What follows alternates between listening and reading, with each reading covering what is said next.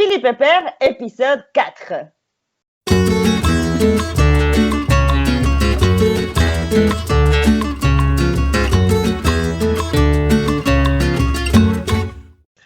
Alors bonjour à tous et bienvenue sur ce 4e épisode du podcast Chili Pepper, votre podcast hebdomadaire où on vous fait visiter, parcourir le Chili du nord au sud, de la Cordillère à l'océan Pacifique. Aujourd'hui, nous sommes 16, 17, 18 juillet 2020, plus ou moins. Et, ouais, plus ou moins. on est la semaine du 16 au 18, plus ou moins. Je vais présenter l'équipe qu'on a aujourd'hui. Comme toujours, on a Camila. Salut Camila. Salut, ça va? Ça va bien, ça va bien. Juanito, l'artiste, Juanito Vade, comment il va? Ça va bien. Ouais, très bien. Ça va bien. Motivé. Arrête de bouger là. Non, parce que en fait, on se voit par la caméra et Juanito il bouge beaucoup et moi ça me fait tourner la tête là. Et moi-même, c'est Jonathan, Johnny pour les intimes. Aujourd'hui, du coup, un épisode un peu spécial. Alors, c'est le 4e épisode du podcast. Jusqu'à présent, on a beaucoup parlé de voyage. On a rencontré un voyageur à vélo, Sylvain, lors du 2e épisode. Le premier épisode, on a parlé d'art, on a parlé de peinture, de gravure, pas de peinture, avec Loro Coilon. Là maintenant, au vu de la situation actuelle, de la situation mondiale et en particulier ici au Chili, ce qui est en train de se passer avec le Covid-19, donc avec la pandémie, et la crise sociale qu'on a depuis pas mal de temps maintenant, parce que depuis l'année dernière déjà qu'on a cette crise sociale, on a décidé de vous faire un épisode spécial pour parler un petit peu. On va pas trop parler de voyage, de tourisme, etc. Cette fois, on va plutôt parler de la situation chilienne et de l'estallido social, comme on dit ici, donc l'explosion sociale. On peut traduire ça en français. Moi, j'ai toujours de la peine à traduire, mais il y a la crise, oui. On peut appeler ça l'explosion sociale qu'on a eu le 18 octobre de l'année dernière. Et qui a failli se répéter hier de nouveau. Mais ça, on va en parler. Et donc, ça, c'est un épisode un peu particulier qui va être un peu plus historique, politique. On va parler un peu de la situation actuelle et voir un petit peu ce qu'on en pense. Et peut-être les projections aussi, et comment on voit la suite de la situation. Ça va pas forcément être un débat animé parce que les trois, je pense qu'on est plus ou moins d'accord sur plus ou moins tous les points, mais au moins on va vous expliquer un petit peu, vous raconter un petit peu comment on en est arrivé à avoir une explosion sociale de ce type-là le 18 octobre 2019. Qu'est-ce qui s'est passé et maintenant comment ça se passe et surtout la crise sociale sanitaire actuelle. Hein, ça va les enfants, vous êtes motivés sur le sujet? Oui, moi je pense qu'une bonne façon aussi d'appeler l'estallido, ça peut être aussi une révolution, une révolte, ouais. Parce que finalement c'est les gens, quoi, les peuples qui se levaient un peu pour demander leurs droits. Exactement, ouais, bien sûr. Il nous faut juste la prise de la Bastille. C'est ça. Moi, je pense que c'est très important tout ce qui est en train de se passer parce que c'est notre destin. C'est très important de dire qu'avant le Covid, on allait avoir un référendum pour changer la Constitution. C'était le 26 avril de 2020. Ouais. Et voilà, à cause du Covid, on a eu d'arrêter le processus. Et pas le processus, mais les élections. Et on dit qu'on va avoir en octobre des élections, non? Mais on ne sait pas vraiment qu'est-ce qui va se passer, s'il va y avoir un mouvement. C'est compliqué. Ouais, effectivement. Alors, bon, la Constitution, on va pas mal en parler parce que c'est la Constitution de 1980 qui est toujours en place aujourd'hui et qu'on aimerait pouvoir changer depuis pas mal de temps. Et suite à ces manifestations, effectivement, il y avait l'espoir de peut-être pouvoir enfin changer tout ça. Et là maintenant, on va voir en octobre comment ça se passe.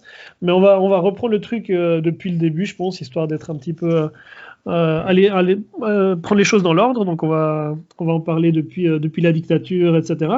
Peut-être un petit mot juste avant, parce que là il y a un sujet qui est très très important et d'après moi c'est important d'y parler tout de suite. Actuellement ici au Chili, pour ceux qui nous écoutent et qui se trouvent ici au Chili ou même en Europe, actuellement c'est vraiment très très compliqué pour une grande partie de la population ici.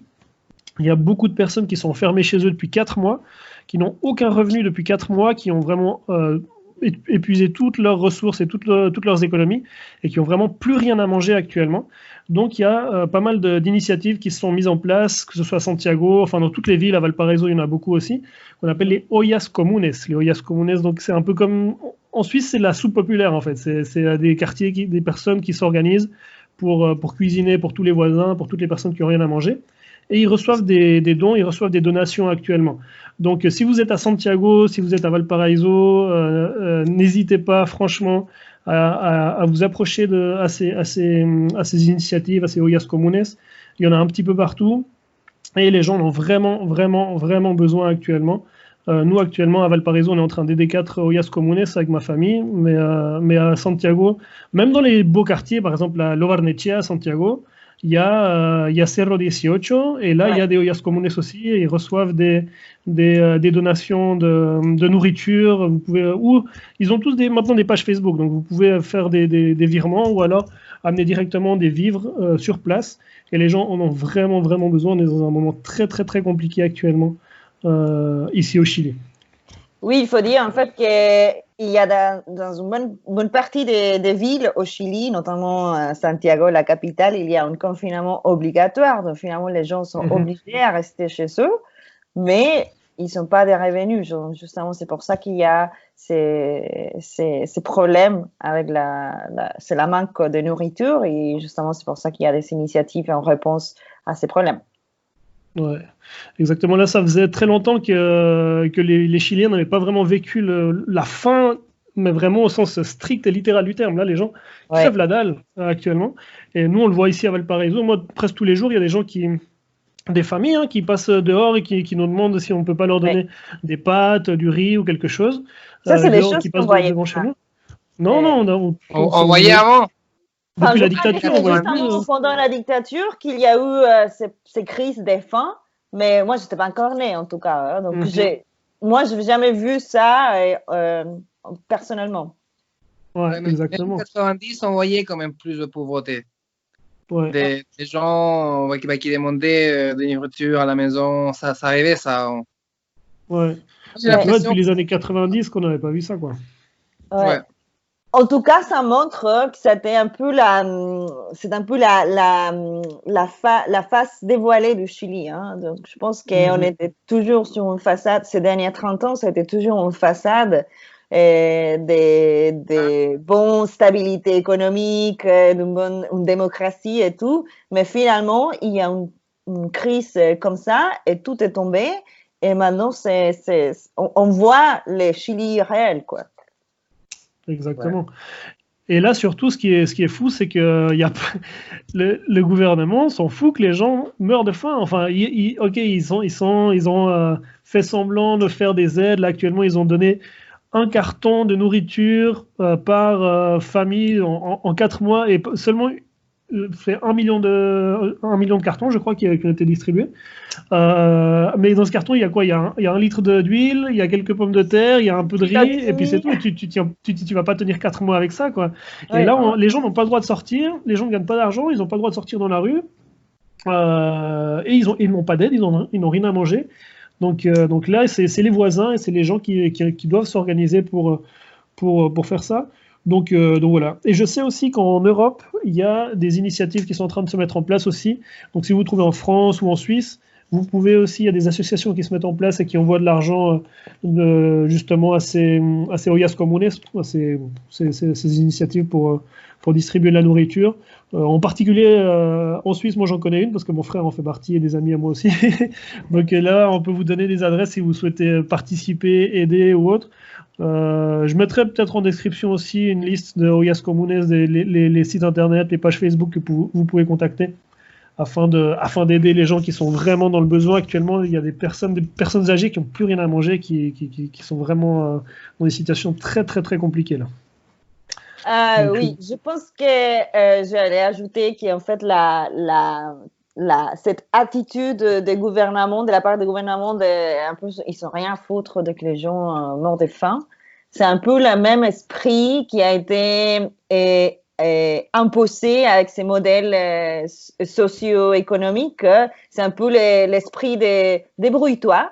Donc, c'est toi, tu dois travailler, tu dois te débrouiller avec ce que tu as. Et je pense que ça, c'est un peu ce qu'on voit maintenant, c'est la réponse à tous ces systèmes, ces modèles qui ont été imposés, et où la Constitution a un rôle très, très important. Alors, peut-être on pourra parler pourquoi c'est très important de changer cette Constitution.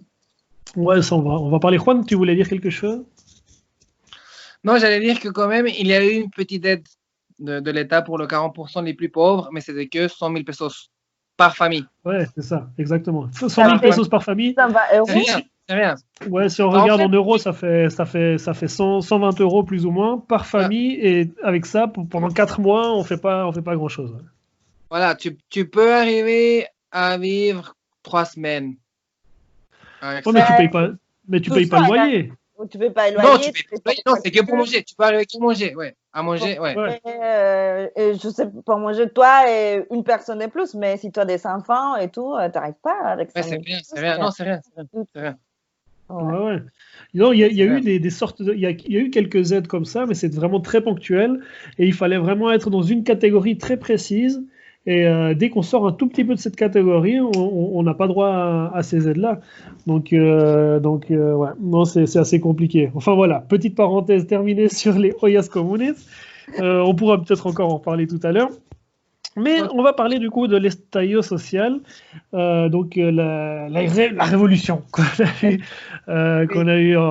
Moi, je l'appelais le printemps chilien, un peu comme le printemps arabe qu'il y a eu, etc. Parce que c'était au printemps et c'est le moment où les gens se sont réveillés et ont commencé à finalement sortir dans les rues et on avait marre de subir le système et la constitution qu'on a en place depuis la dictature.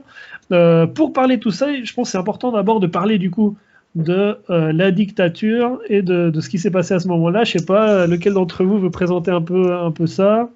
Peut-être Camila pour commencer ou Juanito?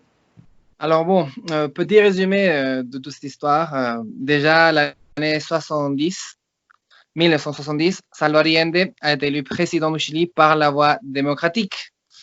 Et voilà, les États-Unis, ils n'aimaient pas beaucoup l'idée, et aussi la droite ici au Chili n'aimait pas beaucoup l'idée. Et c'est là que l'année 73, ils ont fait le coup d'État ici au Chili et on a une dictature de 17 ans. Pendant cette dictature de 17 ans, il y a eu beaucoup de gens qui sont assassinés, qui sont tués, des tortures, etc. Ils ont installé le système néolibéral ici au Chili. Il faut bien dire que le Chili, c'est le premier pays au monde où on a eu le système néolibéral. Et pour soutenir ce système néolibéral, il fallait faire une constitution, que c'est la constitution de 1980 qu'on avait parlé tout à l'heure. Et c'est une constitution qui est vraiment faite pour soutenir ce système. Donc, en fait, ici au Chili, c'est presque tout qui est privatisé. La santé, l'eau, l'éducation, voilà, presque tout. Et, privatisé, ouais, pardon. Ouais. Privatisé. Et, en fait, quand la dictature a fini, il y a une coalition de centre-gauche qui s'appelait à l'époque la Concertation. Et tout le monde pensait qu'eux allaient changer tout ce système, qu'ils allaient changer cette constitution, qu'on allait un peu revenir un peu à autre chose. Mais en fait, ils ont continué à travailler avec tout ça, toute cette constitution, non, et ça donnait pas mal de problèmes. Parce que voilà, la santé ici, elle est vraiment très chère. Si tu veux avoir une santé de bonne qualité, il y a pas mal de gens qui meurent dans les hôpitaux. Il y a une grosse différence entre l'éducation des gens qui ont plus d'argent que moins d'argent.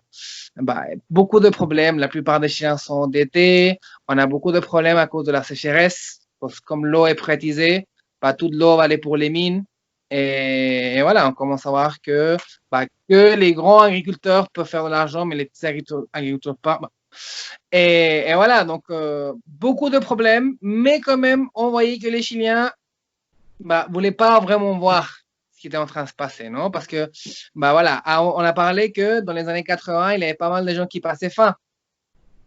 Maintenant, bah, avant Covid, les gens passaient pas faim, mais ils étaient très endettés, ils n'avaient pas l'accès à une bonne qualité d'éducation. Donc, voilà, il faut dire que, en fait, c'était le 15 octobre que le métro Santiago a augmenté 30 pesos.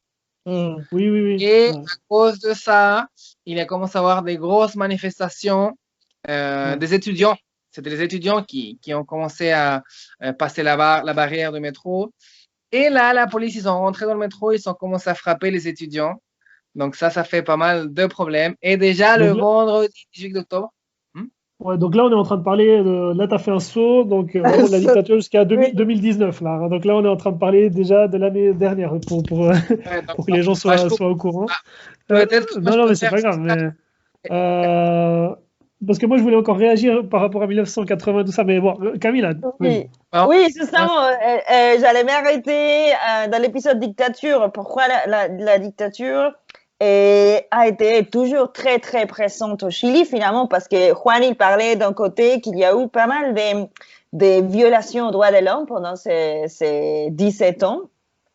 Et donc, de ce point de vue, c'est tous les crimes qui se sont commis pendant la dictature n'ont jamais eu un jugement juste, disons. Donc, finalement, il y a eu certains jugements de certains généraux qui étaient responsables des crimes, mais disons que la justice au Chili, on pourra discuter ça.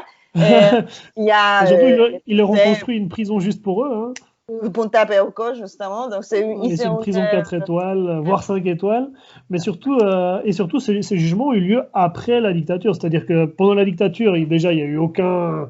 Bon, c'était la dictature, de toute façon, hein, mais il n'y a pas eu de jugement. Effectivement, après la dictature, il n'y a quasiment pas de justice encore qui a été rendue. Hein. Pinochet, il est mort des vieux, il n'a jamais été condamné. Donc, finalement, il y a beaucoup de familles, des gens qui ont perdu leur famille, justement, qui ont été bien blessés à cause de ça. Et ils n'ont jamais eu la justice pour justement tourner la page et passer à une autre chose. Donc, de ce côté-là, la dictature est toujours très, très présente. Et de l'autre côté, Juan, il parlait aussi de la constitution qui a été écrite pendant la dictature. Il faut dire que c'est une constitution qui a été écrite par combien de gens? 15 personnes? Principalement Jaime Guzmán. Donc, des démocratiques, je pense que cette constitution n'avait pas beaucoup de démocratiques. Hein. Donc, voilà, à partir de ces constitutions, ça a été un peu dessiné les systèmes social et économiques qu'on a jusqu'à maintenant. Et comme il disait Juan, il y a beaucoup de choses qui sont privatisées, des choses qui sont un peu droits basiques, hein, qui sont, enfin, la ONU, il a écrit que, par exemple, l'accès à l'eau, c'est un droit humain. Et ici, c'est privatisé, donc finalement, c'est pas assuré par l'État, par exemple. C'est d'ailleurs le seul pays au monde où l'eau est totalement privatisée. Ouais. Et c'est hallucinant. Hein. Le gros problème, c'est que c'était Frei qui a privatisé l'eau. Ouais, après, oui, non, bien sûr. Donc, c'était ce nouvel espoir qu'on avait qui ont fait ça. Ouais. Frei, le président, donc après la dictature, mais surtout Frei, qui est d'origine suisse. Un compatriote. Ouais, c'est un compatriote à moi. Pour revenir à 1981, la dictature, effectivement, donc c'était une dictature ultra-libérale. Je pense que le Chili est devenu le pays le plus capitaliste au monde à ce moment-là. C'était vraiment la grande porte ouverte, surtout aux États-Unis, une grande arrivée aussi de la culture américaine, etc. Ouais. Et surtout, bah, effectivement, privatisation de tout ce qu'on pouvait privatiser. Bon, la flotte, c'était privatisé un petit peu après. Ils ont vraiment, ils ont vendu les autoroutes. Bon, les autoroutes aussi, là, il y a une grosse partie des nouvelles autoroutes qui ont été construites. Ça, c'était après la dictature. Mais on va dire que tout ça, ça partait de la dictature, la constitution, etc. Ils ont vendu maintenant le système de santé. C'est un système ultra-libéral aussi. Il y a un petit système public, mais la santé n'est pas garantie pour les personnes qui n'ont pas d'argent ici. Alors que c'est un pays riche, on va le dire. Les ressources, le cuivre les mines de cuivre, toutes les ressources qu'on a ici au Chili ont été privatisées également. Bon, et tous les services de base, comme l'électricité, l'eau, on en a parlé. Il y a quoi d'autre comme service? Bon, le gaz, etc. Tout ce qu'on utilise vraiment tous les jours ont été vendus à des entreprises privées et surtout qui font vraiment ce qu'elles... Parce qu'à la limite, s'ils étaient contrôlés plus ou moins, peut-être que ça pourrait encore aller, mais ils font vraiment ce qu'ils veulent. Si on parle des entreprises privées qui exploitent les ressources de la mer, par exemple, il y a beaucoup j'ai pas parlé de la mer. Qui ont un risque de disparaître parce que justement, il y a une surexploitation de ces ressources-là. Même chose avec l'exploitation de l'industrie de la forêt.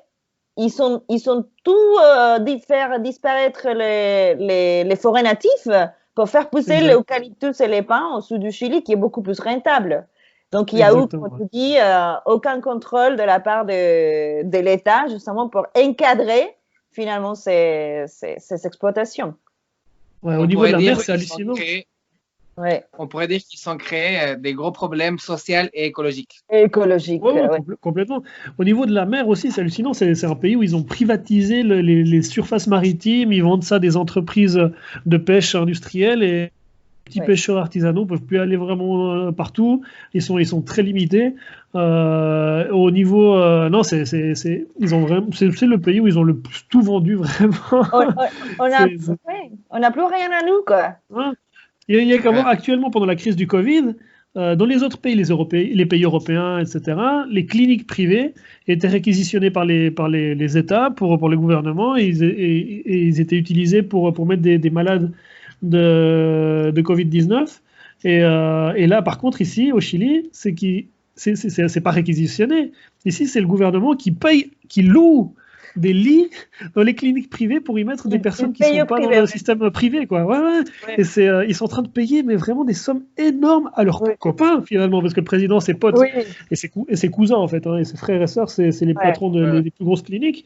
Du coup, ils sont en train de donner des sommes énormes de notre argent, de nos impôts, à ces énormes cliniques pour pouvoir mettre des gens en pleine pandémie mondiale. Ils sont pas capables de réquisitionner un petit peu et de faire les choses un peu autrement. Enfin bref. Pour finir avec la dictature. Vas-y, Camilla. Non, vas-y. Ah, ok. Pour finir avec la dictature, donc effectivement, ça s'est fini en 1990 ou 1990, cette dictature, avec une constitution, du coup, on en a parlé un petit peu, une constitution qui a été mise en place et surtout qui est quasiment impossible à changer finalement. Elle a été faite pour ne pas être changée. Et à chaque fois qu'on essaie de faire un changement, une réforme dans la santé, dans l'éducation, on n'a pas parlé de l'éducation, mais ici l'éducation, c'est hallucinant aussi.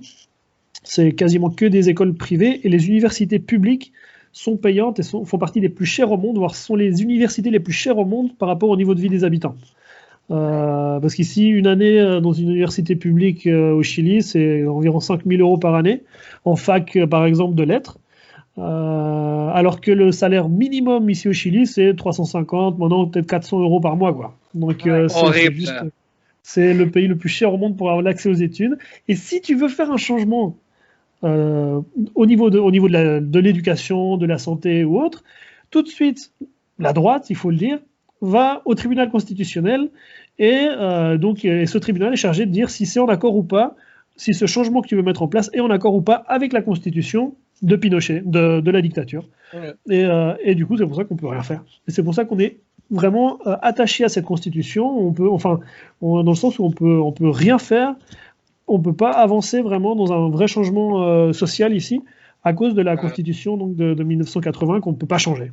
Camilla? Oui. Je pense que, en fait, justement, quand tu disais la dictature a fini en 90, je pense que maintenant, on se rend compte à quel point ils se sont mis tous d'accord pour finir cette dictature et tant que les systèmes ne changent pas. Parce que finalement, on a eu, après, des gouvernements qui n'étaient plus ou moins gauche, disons la concertation, on croyait que c'était la gauche, mais finalement, ils sont finis pour assurer l'établissement de ces systèmes. Parce que justement, on a parlé Frey, c'est lui qui a assuré, qui a privatisé l'eau. Lagos, il a fini par privatiser toute l'éducation, Ricardo Lagos. Donc finalement, pendant toute cette période-là, ces 30 ans, le système néolibéral qui a été imposé au Chili pendant la dictature a fini de s'assurer, de s'établir.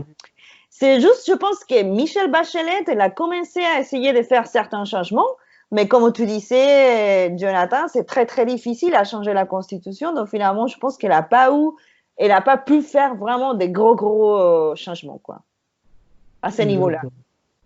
Ouais, et c'est un peu ça, non? Au début, on croyait, je pense, ou une grande partie des Chiliens croyaient dans la concertation. On avait l'illusion. Il avait l'illusion exactement du non. Hein. Et avec le temps, on a commencé à se rendre compte qu'en fait, c'était le même que la droite, que c'est un phénomène mondial, moi, je pense. Je pense un peu que le phénomène des Gilets jaunes en France, c'est un peu une petite relation avec ça aussi. Mais, voilà. Par exemple, dans les dernières élections, il n'y a que 25% des gens qui sont allés voter dans la deuxième ronde. Donc, Sébastien Piñera, il a été élu qu'avec 25% des votes des Chiliens. Donc, on est vraiment très déçus de la politique. Et ben voilà, à un moment, ça a explosé. Ouais. Ici, pour reparler juste de Lagos, parce que tu avais parlé de Lagos, ce qui est fou, c'est que Lagos est le premier président socialiste élu après la dictature. Mais c'est le gars qui a vendu toutes les autoroutes aux Espagnols, en fait, qui a fait que les entreprises espagnoles construisent des autoroutes ici. Et maintenant, ils ont à perpétuité les droits sur ces autoroutes-là. Et surtout, ils reçoivent tout l'argent des péages super chers qu'on paye actuellement ici au Chili. Et tout ça, ça part pour une entreprise espagnole. Et voilà. Et du coup, les autoroutes. Et surtout, après, il y a la petite anecdote par rapport aux pompiers, que les pompiers devaient payer les péages quand ils prenaient l'autoroute et qu'ils étaient même en intervention, ils devaient payer les péages. Et là, depuis quelques années, ils ne doivent plus le faire, mais c'est hallucinant, ça. En plus, ils sont des bénévoles, quoi. Ouais, non, c'est hallucinant. Alors, Juan, il a parlé des Gilets jaunes. En fait, je pense qu'après, parce que c'est un peu dans le même esprit, tout ce qui s'est passé au Chili, ça a été un peu dans le même esprit des Gilets jaunes, c'était un peu la contestation contre un modèle néolibéral, un modèle qui a la tendance à tout privatiser, à faire que seulement un petit groupe de personnes gagnent beaucoup d'argent et en laissant une bonne partie des gens plus pauvres. Mais finalement, je pense que les systèmes néolibéraux comme ça, tel qu'on l'a ici au Chili, ça a été un système qui aura été imposé seulement pendant une dictature. Parce que pendant une démocratie, j'imagine pas que les gens acceptent d'avoir telle arnaque, quoi. Parce que finalement, c'est un arnaque. Ce système des retraites, là, c'est un arnaque de la dictature. Ouais, on n'a pas parlé des retraites, d'ailleurs. On n'a pas parlé des retraites. Ça, c'est le gros sujet, d'ailleurs. Ouais, non, c'est vrai, il y a tellement de choses. Le système des retraites actuellement ici au Chili, c'est un système c'est ce qu'on appelle les AFP, les systèmes de fonds de pension privés, qui a été bien entendu mis en place par le frère, c'est une idée du frère du président actuel, pendant la dictature. Et en gros, c'est des fonds de pension privés dans lesquels on donne de l'argent obligatoirement tous les mois lorsqu'on travaille, lorsqu'on a un boulot. Et ces fonds de pension, contrairement à d'autres pays dans lequel il y a le modèle du fonds de pension. Par exemple, je pense par exemple aux États-Unis. Donc aux États-Unis, ils ont des fonds de pension. Par contre, aux États-Unis, ces fonds de pension, ils n'ont pas le droit de jouer avec l'argent. Ils n'ont pas le droit de faire du fric avec ça. Alors ici, oui. Ici au Chili, ils peuvent mettre l'argent en bourse, ils peuvent gagner, ils peuvent perdre, ils font ce qu'ils veulent avec l'argent des retraités. Et très régulièrement, surtout, ils perdent de l'argent. Et ensuite, au moment où on arrive à sa retraite, déjà, on n'a droit que à ce qu'on a réussi à cotiser. Donc, par exemple, si vous étiez une femme au foyer ou si vous gagnez le SMIC parce que vous étiez prof, parce que, les profs, c'est les moins bien payés, contrairement à tout le reste de la planète. C'est les personnes peut-être les plus importantes. Ils sont payés au SMIC. Si vous aviez la malchance d'être instituteur ou autre, vous avez une pension, une retraite, parfois de 100 € par mois, 80 € par mois ou 120 € par mois. Et avec ça, ici au Chili, on fait vraiment rien du tout, quoi. Parce qu'après, ils disent que Ils vous font avez ils droit. font des calculs comme si on Ouais, allait c'est ce que j'allais vivre dire. jusqu'à 120 ans, quoi. Exactement. Il dit, OK, alors vous avez durant votre carrière économisé 20 000 euros. On imagine que vous allez vivre jusqu'à 120 ans, donc par mois, ça fait 100 euros. Voilà, par exemple. Hein, et j'exagère à peine, c'est vraiment ça ce qui se passe, c'est hallucinant. Et Et parce qu'ils jouent avec l'argent, avec notre ouais, argent. Donc, ils jouent, ils exact, gagnent de l'argent, mais des fois, ils perdent de l'argent. Alors, à ce exact. moment-là où on perd, c'est à nous qui charge la perte de l'argent. C'est pas eux, quoi. Donc, Ouais. c'est pas eux qui perdent, c'est nous. Exactement. Mais quand ils gagnent, c'est eux qui gagnent. C'est pas pour les retraités. Moi, je regarde parce que là, on a regardé avec ma femme, là, avec Andrea, on a regardé combien elle avait sur son AFP. Il y a 2 ans, elle avait 12 millions de pesos et maintenant, elle a plus que 11. Donc, ils ont perdu 20% en 2 ans parce qu'ils ont joué l'argent, etc. Et ils ont perdu. Et du coup, tu vois, non, elle avait 13 millions, elle est passée à 11. C'est hallucinant. Et comment tu veux que les gens ne fassent pas la révolution? C'est pour ça, hein, c'est pour ça. Tu vois? Donc voilà. Bon, finalement, c'est la grosse privatisation. C'est pour ça, justement, que la votation de hier, c'était très, très important. Peut-être on peut faire un petit contexte de ça. Vous qui il n'y avait pas suffisamment des aides de la part de l'État pour que les gens restent chez eux pendant les confinements. Il y a commencé cette crise des faim, ces problèmes de faim, la manque de nourriture. Donc finalement, il y a eu certains parlementaires, un groupe de parlementaires qui ont eu l'idée de que les gens puissent prendre un 10% des fonds qu'ils ont dans leur AFP, donc ce système de retraite, pour qu'ils puissent un peu survivre avec son argent, finalement, ceux qui sont épargnés pendant toute leur vie. Et donc là, c'était les gros scandales. Là, c'est la droite. Hein, donc là, c'est assez fou parce que en temps normal, on dirait, enfin voilà, l'argent des retraites, c'est pour la retraite et c'est l'État effectivement qui doit assurer actuellement la survie des gens pendant cette crise. Mais comme l'État ne fait rien, mais absolument rien, donc là, c'est les gens qui disent, ouais, bah alors, vu que vous allez rien nous filer, donnez-nous notre argent pour notre retraite, je préfère pouvoir survivre maintenant plutôt que d'attendre je ne sais pas combien d'années. En plus, vous allez perdre peut-être une partie de mon argent, etc. Et là, énorme scandale. Les retraites sont pourries. Donc, ouais, c'est ça. Je me fous que ça soit encore plus pourri dans 10 ans. Enfin, maintenant, je n'ai plus rien à manger, quoi. Exactement. De toute façon, à la retraite, je vais peut-être gagner 90 euros par mois.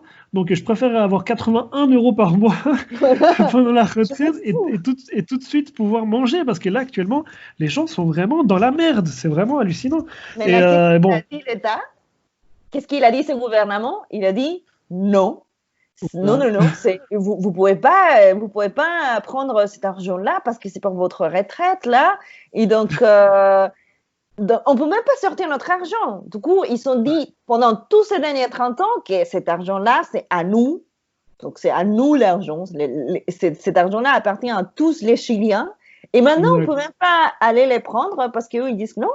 Je pense que là, ça a mis en lumière justement que ce système de retraite, à mon avis, ça a été les gros piliers de ces modèles économiques avec lesquels les gros groupes, les grands groupes des riches au Chili ont fait leur richesse, quoi.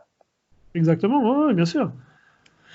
Là, actuellement, bon, alors après, bon, on va encore reparler de ce vote-là. Pour finir, alors, il y a avec la Constitution, ensuite le système mis en place. On a eu les premières années de la démocratie où les gens se sont rendus compte qu'ils se sont fait arnaquer. Petit à petit, parce que finalement, on s'est complètement fait arnaquer, mais les gens, ils ont mis du temps à se réveiller quand même. Hein. On était très presque 30 ans à se réveiller. Hein. Ouais. Après, quand même, il faut dire qu'on a eu des mouvements d'éducation très importants, 2006, 2008, ouais, c'est les 2011. Étudiants, c'est toujours les étudiants qui commencent. Toujours les étudiants. Ouais. Et aussi, le mouvement pour la AFP en 2016 et 2017, ça a été assez fort.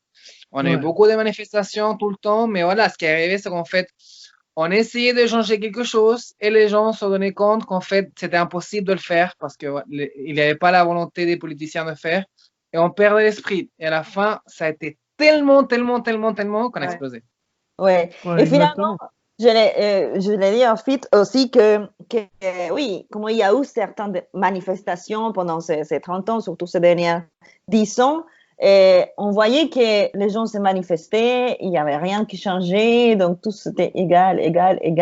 Donc finalement, ça a explosé de manière qui était assez violente.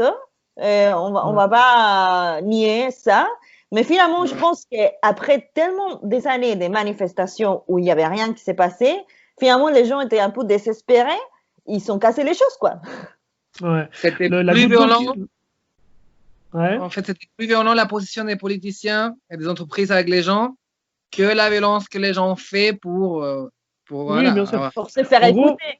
Ouais, pour mettre en contexte, donc la goutte d'eau, comme on dit, la goutte d'eau qui a fait déborder le vase, c'était que pour la deuxième fois dans la même année, l'année dernière en 2019, ils voulaient augmenter le prix du métro.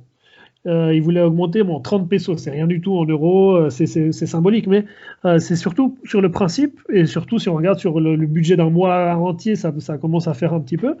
30 pesos de plus, ils ont voulu augmenter ça. Et là, on a eu d'abord quelques lycéens, quelques étudiants qui ont commencé à dire non, on va manifester contre ça, on va commencer à sauter les tourniquets du métro. Et ça, c'était le premier jour. Ensuite, le jour après, il y avait encore plus de monde qui sautait le tourniquet. Il y avait des classes entières. D'ailleurs, je pense le premier qui a décidé de sauter un tourniquet du métro, on ne sait pas qui c'est, mais c'est un héros. Je pense qu'un jour, il faudra, enfin, pour certains, il faudra lui faire une statue quelque part. C'est moi.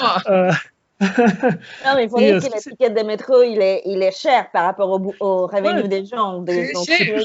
C'est 1 euro, plus qu'un euro. Hein, donc, si tu prends le métro tous les jours, aller-retour, ça fait un peu plus de 30% des budgets des salaires minimum. Quoi. Exact. Bah, si tu regardes, tu prends le métro tous les jours, aller-retour, s'il est à 1 euro, il est plus qu'un euro, hein, mais à 1 euro le billet, ça fait 60 euros par mois. Et quand tu gagnes quand tu gagnes 300 ou 350 euros par mois, 60 euros pour le métro, juste pour 2 trajets. Parce qu'après, si tu prends un bus en plus ou encore un autre métro, tu dois encore repayer, etc. Enfin, donc ça c'est à peu près le 20%. Que pour travailler. Ouais. Que pour te déplacer. Parce qu'après, donc, ils n'ont même pas mis un système d'abonnement ou des choses comme ça. Non, parce qu'ils perdent de l'argent avec ça. Exact. Donc, d'ailleurs, l'heure de pointe, quand il y a plus de monde dans le métro, c'est plus cher. C'est plus cher.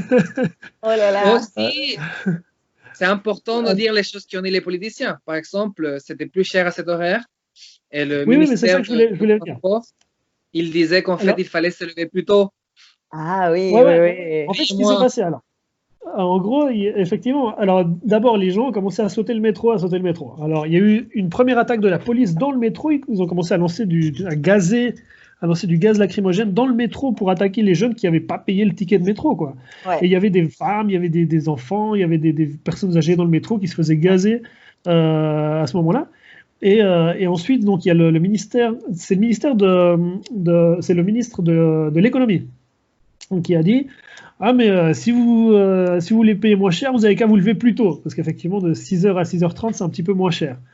Et là c'était la révolte là c'était la révolution. La provocation ça. Là non mais il peut pas dire ça, c'est hallucinant. Ouais. Et du coup là grosse et finalement c'est le 18 octobre hein, que le vendredi 18 octobre qu'il y a eu la grosse manifestation, les gens ont commencé à sauter le métro partout.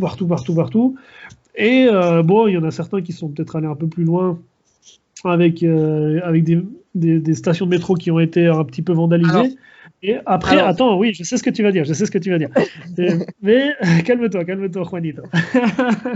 Et il y a eu des stations de métro qui ont été brûlées, mais on ne sait pas vraiment, ils veulent pas montrer les images des caméras, on ne sait pas qui les ont brûlées, il y a tout un truc. Qui a brûlé le métro.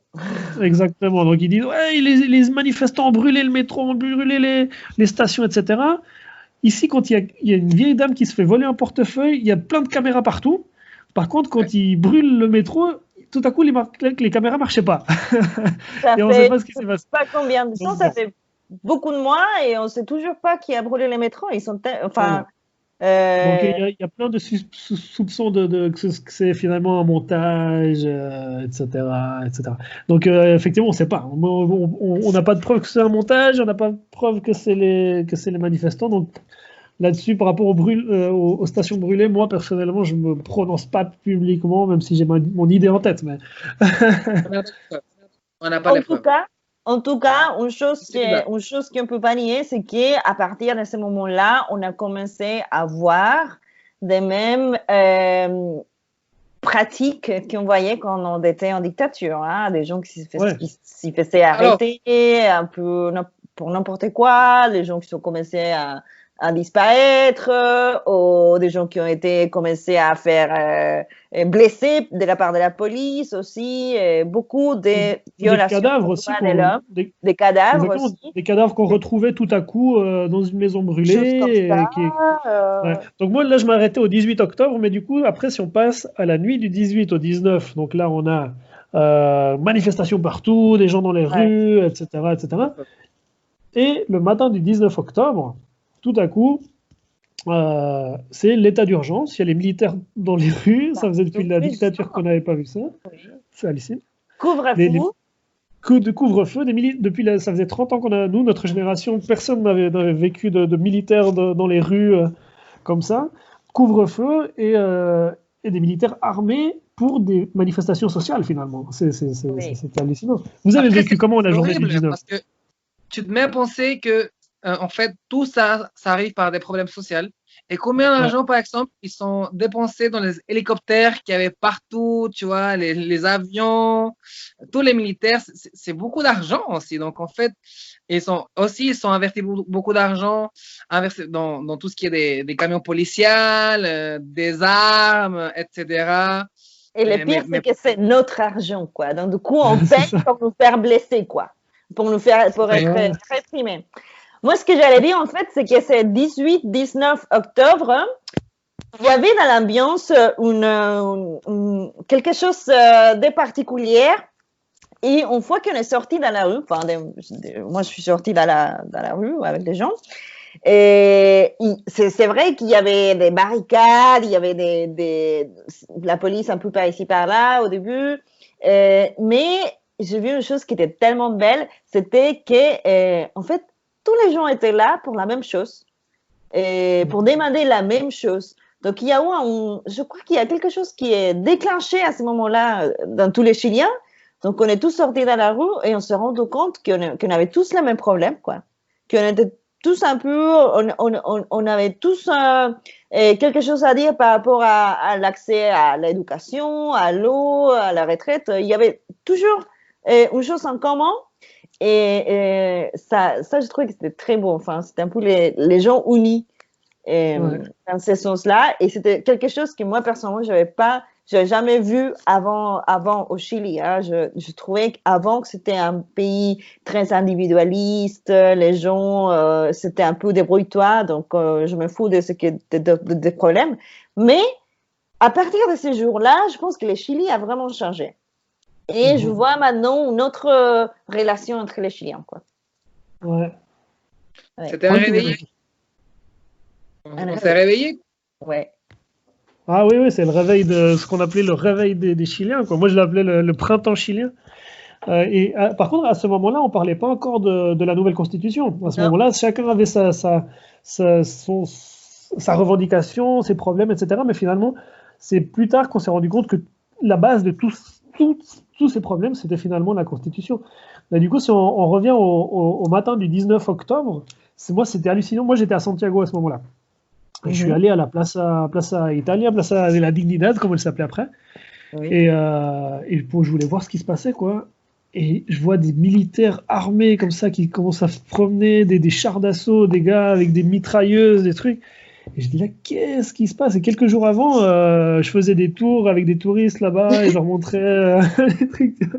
Et là, tout à coup, il y a des militaires partout et des supermarchés brûlés et tout ça. Mais surtout, la présence militaire qui était vraiment très impressionnante. Et c'est ça qui a fait finalement que les gens sont encore plus fâchés et décide donc de sortir dans les rues, en fait.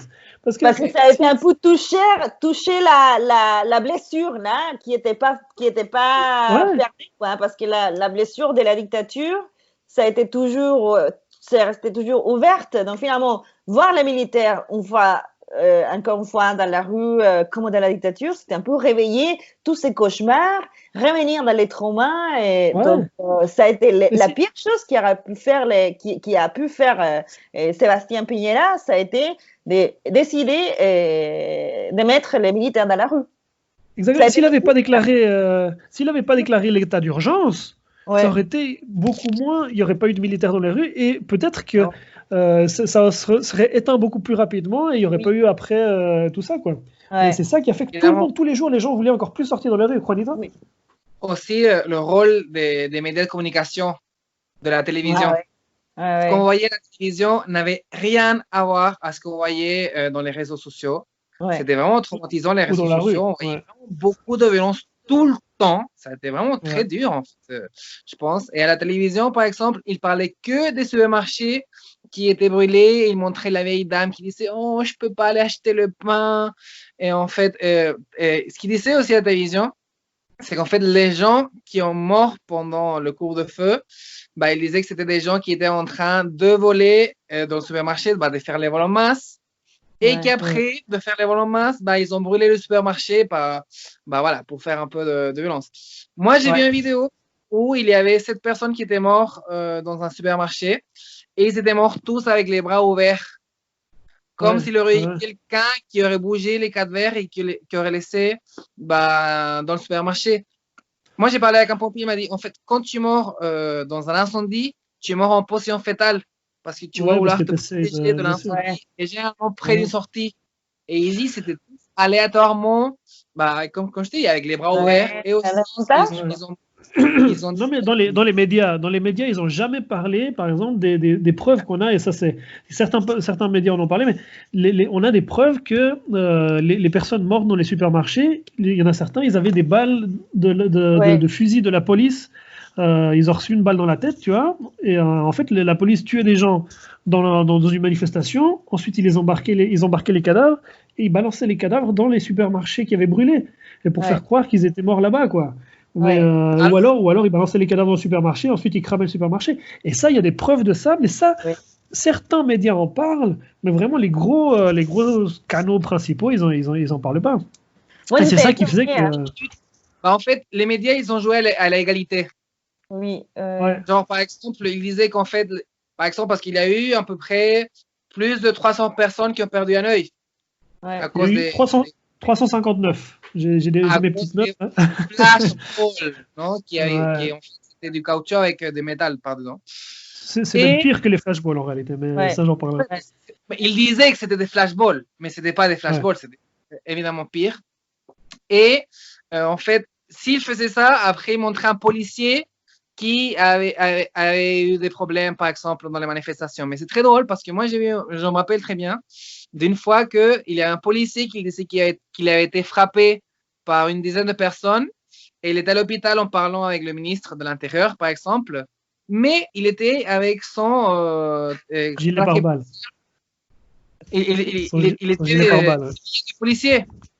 Et moi, j'ai l'impression en fait, si tu vas aller à l'hôpital parce que tu es blessé, la première chose qu'ils vont faire, t'enlèves ton gilet pare-balles.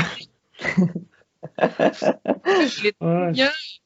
Et ils ont utilisé de l'After Effects, le programme d'ordinateur pour simuler des super effets, des effets spéciaux. Et en fait, ils disaient, oh, il y a une banque qui est débrûlée, et en fait, c'était avec du After Effects. Ouais, exact. Et ça, c'était démontré d'ailleurs. C'est ridicule. À la télé, oui. Oui, en fait, moi, j'étais étonnée de la part des médias parce que nous, on n'a pas, on n'a pas vécu la dictature, mais on savait que pendant la dictature, il y avait certains médias qui ont eu un rôle très important pour cacher les pratiques des gouvernements militaires, notamment El Mercurio, par exemple. Donc, voilà, nous, on sait qu'il y avait des médias, voilà. Mais c'est juste maintenant, à partir du 18 octobre, qu'on a vu à quel point les médias ont été capables de faire un montage ou tourner la réalité pour protéger certains groupes, enfin les groupes économiques et les politiciens, qui d'ailleurs on était très étonnés de cette révolte sociale parce qu'ils croyaient que le Chili était très calme, qu'on allait tous bien. Ouais, si on fait un résumé finalement, donc l'état d'urgence, ça a duré une semaine. Oui. Avec les militaires dans les rues, ça a duré une semaine. Le truc, c'est que tous les jours, il y avait plus de monde dans les rues. Chaque jour, plus de personnes étaient révoltées par la présence militaire. Chaque jour, plus de personnes étaient révoltées par les mensonges des médias. Chaque jour, plus de personnes étaient fâchées et s'unissaient à la cause commune, enfin, étaient encore plus révoltées en voyant ce qui était en train de se passer. Et finalement, et surtout les morts, hein, les personnes qui étaient tuées par les militaires, par la police, les tortures. Donc, si on regarde par rapport aux tortures, confirmé, il y a eu plus de 500 cas de torture et des violences sexuelles sur des filles arrêtées pendant les manifestations. Il y a eu 192 violences sexuelles de la part de la police sur des filles. Et une grande partie, c'était des mineurs, des enfants. Par contre, il n'y a eu aucune condamnation. Aucune condamnation. Donc les gens voyaient ça, les gens se rendaient compte de tout ça avec les réseaux sociaux, etc. Les gens se rendaient compte, et aussi quelques médias qui parfois parlaient un petit peu des violations, mais bon, ils essayaient effectivement.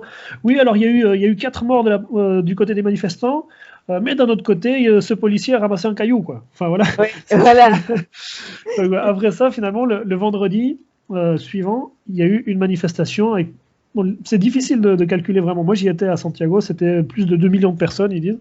On sait pas vraiment combien il y a eu, mais c'était une manifestation pacifique, tranquille, de plus de 2 millions de personnes à Santiago et partout dans les autres villes aussi. Et à ce moment-là, il y a eu au Chili. De l'histoire du Chili, oui, bien sûr. Peut-être. Ouais. Et le jour d'après, le président qu'on a, notre cher président, qu'est-ce qu'il a dit? Il a dit. Il aurait mérité d'être là. Ouais, il a dit alors c'était vraiment très beau de voir. C'était très beau de voir tous les Chiliens unis, c'est vraiment super, moi je suis d'accord avec eux, c'est super. Mais là, les gens, ils l'insultaient dans les manifestations, ils voulaient sa démission. Une semaine avant, vous avez dit qu'on était en guerre. Ouais, exactement. Que le peuple est un ennemi très, très puissant. Exactement, qu'il était en guerre contre un ennemi très puissant, etc. Enfin bref. Et du coup, il n'avait plus d'autre choix que d'enlever l'état d'urgence finalement. Donc après, ça a duré une semaine avec les militaires dans les rues. Toi, Juan, tu as eu un problème d'ailleurs avec les militaires?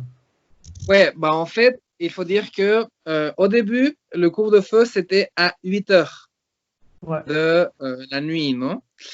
Et à Valparaiso, ils ont dit genre à 3 heures de l'après-midi qu'en fait, ça allait être à 6 heures. Moi, j'ai pas eu la télé, j'ai pas eu la radio, c'est pas qu'ils ont commencé à dire par haut-parlant genre il y a un couvre-feu, à rentrer dans la maison, faire une aide pour que tu saches qu'en fait, il fallait rentrer. Et j'étais en train d'aller chez moi à 6h30. J'ai vu pas mal de militaires qui m'ont rien fait. Mais à un moment, la rue était très seule. Il y a un camion de militaires qui passe à côté de moi. Et moi, je dis, bon, c'est bien, je peux continuer. Et il y a 7 militaires qui ont descendu vers moi, qui m'ont fait aller par terre dans le sol en me disant fils de pute, que guay, conchetumare, sapo culiao, ¿qué andáis haciendo acá? Et voilà, etc. Et moi, je dis arrêtez, s'il vous plaît, j'ai une fille, j'étais en train de travailler, je vais aller chez moi, je vais aller à la maison, s'il vous plaît, faites rien. Et ben voilà, là, ils m'ont dit ok, ce mec va partir, ils m'ont frappé dans la tête. Et après, ils m'ont dit allez, vas-y, cours, fils de pute. Et j'ai eu de courir. Je suis allé en courant à ma maison. Après, il y a une place, un bloc plus tard. Et dans la place, tu as la police d'investigation qui m'ont vu courir. Ils ont dit, OK, pourquoi il court celui-là? J'ai dit, non, il fait courir pour aller à la maison. Je vais là à côté. Il m'a dit, c'est vrai. C'est vrai. OK, vas-y, cours, fils de pute, allez, va chez toi. Là, je l'ai rentré. Et voilà. L'ambiance du couvre-feu. J'ai eu de la chance, mais imagine, j'aurais été un peu plus révolutionnaire et j'aurais dit militaire, fils de pute. Hein? Voilà, là, il a mis le camion et je ne sais pas comment ça va continuer. Ouais, non, c'est vraiment, on a perdu tout droit en fait pendant la semaine d'état d'urgence et des militaires dans les rues. On avait plus nos droits. Tout à coup, on vivait la dictature, vraiment. Bah, là, on se C'était rend hallucinant. compte que la démocratie qui nous ont fait croire qu'on avait la démocratie, ben, c'était Ouais, une démocratie de carton, quoi. exact. Et là, surtout, après ça, enfin, voyez, la petite parenthèse qui était assez marrante, je sais pas, mais pendant tout ça, nous, il y avait des touristes ici. Donc, Oui, les, les touristes qui ont vécu tout ça, c'était assez particulier. Moi, je leur disais, parce que moi, j'ai continué à faire quelques tours avec certains groupes de touristes, et en Historique. particulier une famille, peut-être qu'ils vont nous écouter d'ailleurs, une famille à Santiago. Moi, je leur disais toujours, là, vous êtes ici pendant un moment très intéressant de l'histoire du Chili, en tout cas.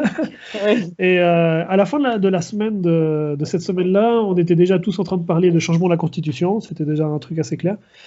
Et moi, cette famille, justement, ils étaient dans un hôtel qui se trouve pas loin de la Plaza Italia à Santiago. Mhm. Et ils ont vraiment tout vécu, quoi. Toutes les barricades devant leur hôtel, non, c'était vraiment. Et non, c'était pas facile pour eux. Mais par contre, ce qu'on a dit après les semaines qui ont suivi, on a continué à avoir des manifestations tous les jours pendant des semaines, même après l'état d'urgence, quand les militaires, les manifestations ont continué pendant plusieurs mois. D'ailleurs, moi j'avais fait une vidéo là qui avait été vue par 16 000 personnes sur la situation en disant aux gens, mais effectivement là, c'est un moment compliqué et important de l'histoire du Chili et on est peut-être aux portes d'un gros changement dans la société. On va pouvoir enfin tourner la page sur cette dictature et sur cette constitution, etc. Mais les voyageurs peuvent continuer à visiter le pays sans problème et c'est vrai en fait. Hein. Donc les gens pouvaient venir ici à Valparaiso, à Santiago, et tant qu'ils évitaient C'était à ce chaud moment-là. dans les Ouais, mais manifestations. Et c'était chaud le truc des lacrymogènes aussi. ouais, non, bien sûr, bien sûr. Voilà, en fait, Ouais, c'était la police le problème. Moi, je disais ouais. aux voyageurs, je disais, bon, en fait, si Il y a vous des voyez la manifestants police, tranquilles, mais Ouais, si vous voyez la police, là, bougez. ouais. c'est pas Je les Là, disais là, manifestations pareil. le pas de problème. problème, quoi. Exact. Donc, s'il y a des manifestations, même s'il y a des barricades, tout va bien. C'est s'il y a Ouais, la police que ça va pas. ouais, Ouais. ouais. Au niveau de la répression, on a parlé un petit peu avant. Il faut dire, Euh, il faut ajouter justement par rapport à ce sujet, il y a eu 4 enquêtes des organismes internationaux qui ont ouais, ont conclu on conclut. Ouais. qu'il y a le Chili violait les droits de l'homme lors des manifestations, Ouais, et notamment par la police, hein, los pacos. exactement. Ici, si on Mais regarde. Ouais, c'est vrai ce qu'il dit Camila, que l'ONU qui a fait, non? Oui, Human la Rights ouais, et aussi Human pas Rights mal Watch, de Amnesty situations. International, oui aussi. Ouais, ouais. ouais, Amnesty International, ouais. Mais aucun jugé. Non, non, il n'y a personne qui a été jugé. Et Non, non, bah en non, c'est fait, la tout le monde police. C'est le est Chili. en train de voir ce qui se Ben, je pense passait. que. Ouais. Ouais, ouais. Et par exemple, il y a Chadwick, que c'était le cousin de Piñera, qui était le ministre de l'Intérieur, qui a été semi-condamné, non? Mais en Il avait fait, oublié, lui. Ben, il a été viré, Ah, mais. putain, mais ouais, il a ouais. été viré, c'était Viré. ça. En fait, il a fait plein de trucs très mauvais. Et à la fin, c'était bon, tu peux plus faire la politique pendant 5 ans. Mais Ouais, je il n'a pense pas que. été condamné. En plus, il a une indemnité millionnaire. Finalement, il est content, lui. Il est tranquille à la maison. Il a reçu encore plus d'argent. Et puis voilà, Hein? tu vois. Il a reçu de l'argent? Bah, il a une indemnité parce que c'est un ex-ministre de la République et qu'il a l'argent d'un ministre qui se fait virer, tu vois. Et c'est pas mal d'argent, ça. Mais Donc, je pense que aussi, ça, c'était une autre chose qui a fait beaucoup de mal au Chili. C'est justement cette culture de l'impunité, où les ouais, gens croient qu'ils peuvent faire, surtout les politiciens et la police et les militaires et tous, ils croient qu'ils, comment ils sont des autorités, ils ont de l'argent, ils ont du pouvoir, ils ont les droits à faire tout ce qu'ils veulent et ils le font, hein, parce que ouais, justement, exactement. ils vont jamais être punis. Donc finalement, je pense que c'est aussi quelque chose que les Chiliens, ils sont arrivés un peu au moment où ils se sont dit, arrêtez, ça suffit là, il faut vraiment qu'on soit sérieux par rapport à ces choses-là, sinon On va jamais pouvoir nous développer. Exactement. Moi, il y a deux petites choses que je voulais revenir. C'est déjà le bilan final. Alors, les morts, les personnes tuées confirmées, c'est 36 personnes qui ont été tuées par la police. Et ça, c'est ceux qui ont été confirmés. Mais après, il y a les personnes qui sont mortes pendant une manifestation d'un arrêt cardiaque, par exemple. Il y a eu des personnes en plus, comme ça, on ne sait pas vraiment ce qui s'est passé. Et les personnes il y a un gars qui est mort 5 jours après une manifestation. Lui, il n'était pas manifestant, il passait. Je crois qu'il n'y avait même pas de manifestation. Il rentrait chez lui, c'était à Maipú. Il rentrait chez lui, les policiers l'ont attrapé, ont commencé à le tabasser, et 5 jours plus tard, il est mort d'une hémorragie interne, en fait. Ouais. Donc, 36 morts, c'est confirmé. 359 personnes ont perdu des yeux dans les manifestations. Ça fait que c'est le pays au monde avec le plus de personnes qui ont perdu des yeux dans des manifestations sociales. Parce que ce que je disais, c'est que ce n'est pas des flashballs qui tirent. C'est des petites billes de 8 mm, je crois 8 ou 9 mm, de plomb avec 10% de caoutchouc. Mais sinon, c'est 90% de plomb. Et ces machins-là, ils tirent ça et dans chaque tir, il y en a combien? Il y en a 10 ou 15 dans chaque tir. Donc ça fait qu'ils tirent ça comme ça dans la foule. Et beaucoup de personnes ont perdu des yeux, des photographes, même des journalistes d'ailleurs. Parce qu'ils tirent ça à l'autour des à hauteur des yeux, ouais, exact. Ils n'ont pas le droit de tirer ça à hauteur du visage, mais bien entendu, et la distance le aussi droit, ils le prennent. Très courte. Exact. Et finalement, effectivement, alors il y a eu les organismes internationaux comme Amnesty International, etc., qui ont condamné ce qui s'est passé. Mais là, Piñera aussi, il a dit oui, mais en même temps, ils sont pas là, c'est pas eux de juger ce qu'on fait ici dans notre pays, nous on est chez nous, etc. Et c'est hallucinant qu'un président parle comme ça, quoi. C'est fou, quoi. Ouais. Et sa cote de popularité a chuté à 6%. Il était 6% de popularité, ce gars. C'est hallucinant. Et le gars, il démissionne pas. Enfin, il continue à être fier de ce qu'il fait, à dire qu'il a fait aucune erreur, etc., etc. Juan, tu voulais dire quelque chose? Le coronavirus, bah, ça a été vachement bien. Ça a été son cadeau de Noël, quoi. Oui, exactement.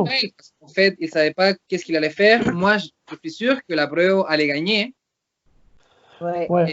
Donc là, pour parler de la Prueba, il faut juste parler, du coup, remettre dans le contexte, expliquer qu'effectivement, donc après, c'est les députés, comme le président faisait que des conneries, pardon pour le terme, c'est les députés qui ont dit, ok, bon, nous, on va essayer de trouver une solution nous-mêmes.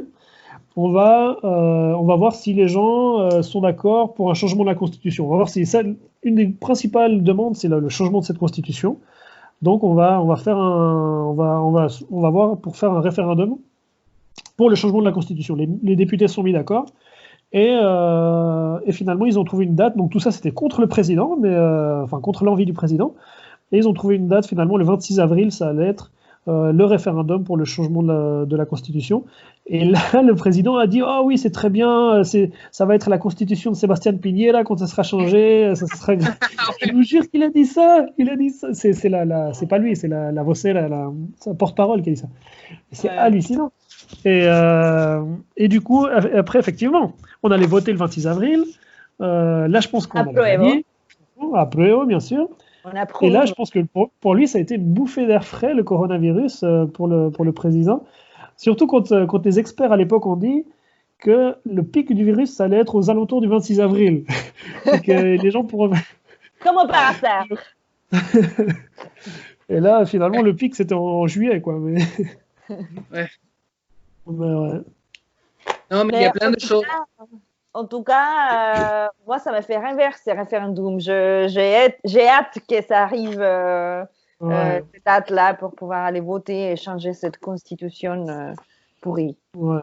C'est vrai que, après, il y a un point qu'on avait abordé la semaine passée quand on parlait du street art, du graffiti à Valparaiso et au Chili. D'ailleurs, on vous invite tous à écouter le podcast de la semaine passée par rapport au street art à Valparaiso, qui est vraiment très très bien.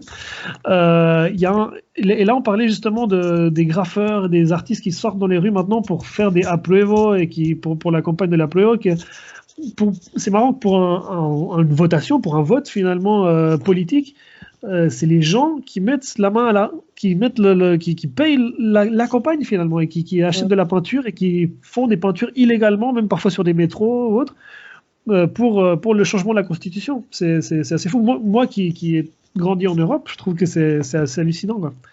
Et ouais, mais voilà. Moi, j'espère qu'on... C'est parce qu'en fait, je pense que tout, maintenant, on est arrivé à un moment où tous les Chiliens, on s'est rendu compte qu'on est très impliqués, en fait, que si on fait rien, il va rien que se passer. Et du coup, je pense que la beauté, disons, de ces moments, c'est lié au fait que ça sera peut-être la première fois où tous les Chiliens, on va pouvoir construire ou dessiner un peu les Chili qui ont vu, mais vraiment tous les Chiliens, pas juste un petit groupe. Parce qu'il faut dire que même les deux constitutions qu'il y avait avant celle des 80 quelque chose, c'était aussi deux constitutions qui ont été écrites par un petit groupe lié à l'élite, quoi. Ouais, exactement. Donc, c'est la première fois où le Chili pourrait écrire sa propre constitution, tous ensemble.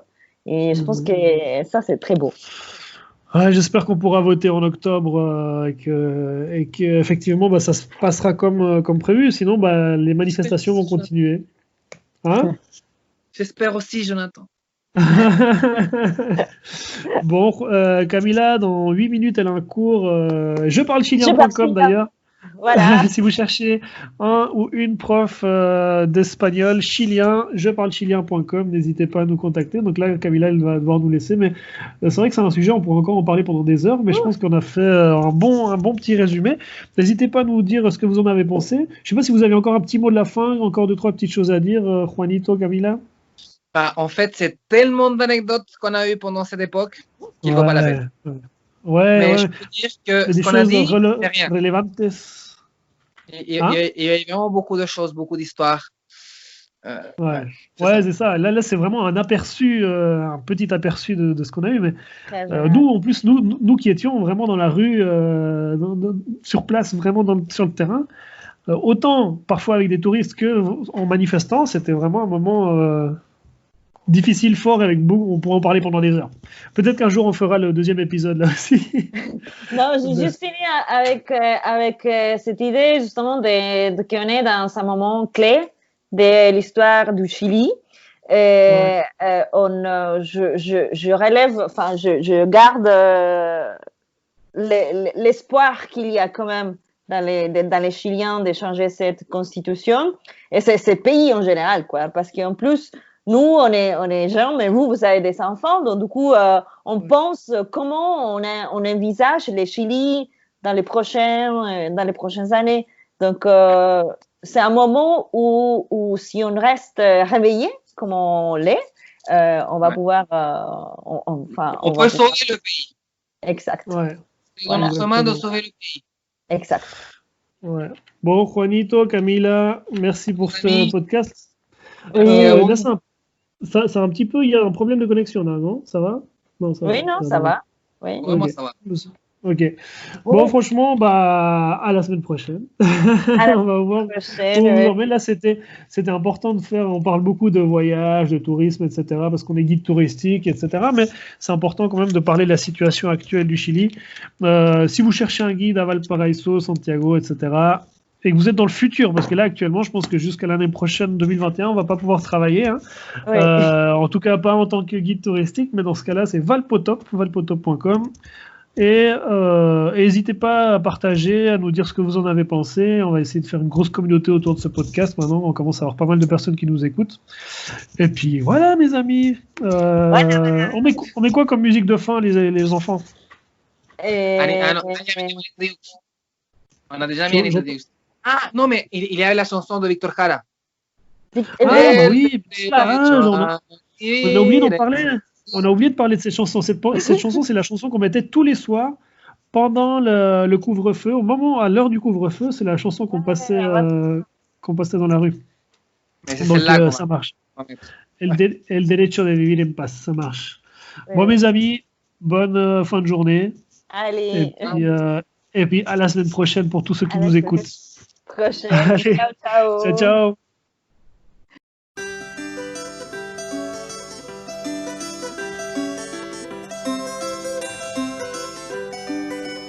El derecho de vivir, poeta Ho Chi Minh, que golpea de Vietnam, a toda la humanidad, ningún cañón borrará el surco de tu arrozal, el derecho de vivir en paz.